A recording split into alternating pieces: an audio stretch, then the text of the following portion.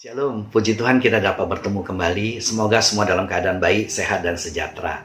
Pada hari ini saya mengajak kita belajar firman Tuhan dari 2 Timotius pasal yang keempat, ayat yang ke-5a. Firman Tuhan katakan, tetapi kuasalah dirimu dalam segala hal, sabarlah menderita, dan seterusnya. Saudara kekasih, firman Tuhan ini mengajarkan kepada kita agar kita dapat menguasai diri dengan baik. Menguasai diri itu merupakan hal yang sangat penting dalam kehidupan kita. Sehingga firman Tuhan katakan, kuasalah dirimu dalam segala hal. Biarlah Tuhan tolong kita, sebagai anak Tuhan kita dapat belajar menguasai diri dengan baik. Itu adalah hal yang sangat penting. Kenapa penting? Firman Tuhan ingatkan kepada kita, tanpa penguasaan diri yang baik, kita tidak dapat bertahan. Firman Tuhan katakan, orang yang tak dapat mengendalikan diri adalah seperti kota yang roboh temboknya. Itu dikatakan dalam Amsal pasal 25 ayat yang ke-28.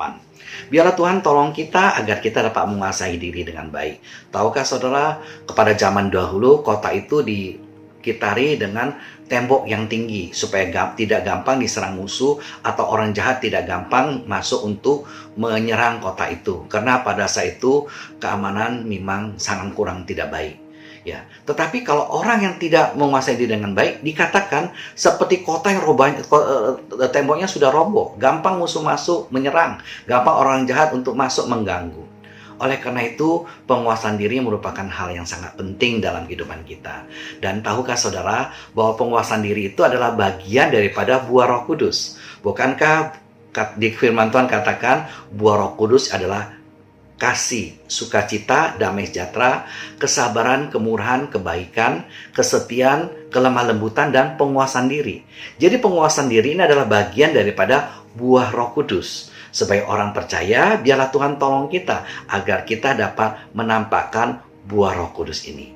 Dan khususnya dalam masa-masa pandemi ini, biarlah Tuhan tolong kita tetap dapat memiliki penguasaan diri dengan baik. Misalnya kita lebih banyak ada di rumah.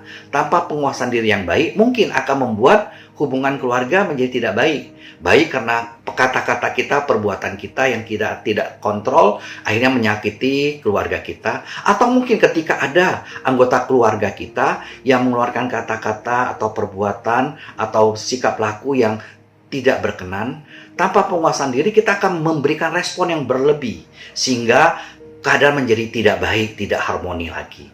Penguasaan diri itu sangat baik dan sangat penting. Ya, dan begitu juga pada saat pemerintah saat ini rencananya akan melonggarkan PSBB. Kita pikir, wah bagus, semuanya sudah baik. Enggak, saudara. Keadaan penyakitnya masih tetap ada. Ya, tanpa penguasaan diri mungkin kita akan euforia. Ya, akhirnya kita kemana-mana, kita ke mall, kita keluyuran kemana-mana, akhirnya gampang kena sakit.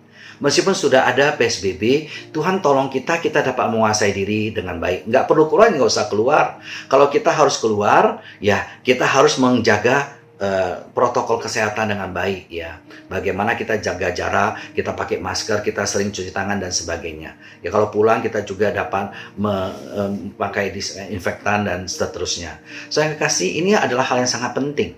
Ketika ada PSBB, kendati pun dilonggarkan, ikutin protokolnya itu dengan baik. Tahapan-tahapannya dengan baik. Dan kita yang memiliki usia yang rentan atau punya sakit penyakit, biarlah Tuhan tolong kita agar kita tetap dapat menguasai diri dengan baik. Nggak perlu keluar, ngapain keluar ya?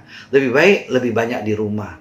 Dan Tuhan tolong kita sekalian. Pekerjaan kita mungkin banyak. Ketika kita kerjakanlah dengan baik. Tetapi kita tetap menjaga kesehatan kita. Makan makanan yang bergizi, ya, olahraga. Kita bisa berjemur di cahaya sinar matahari yang pagi yang bagus, ya, dan sebagainya. Tetap dapat menguasai diri dengan baik dalam saat-saat seperti ini. Saudara, firman Tuhan katakan kepada kita bahwa penguasaan diri itu sangat penting.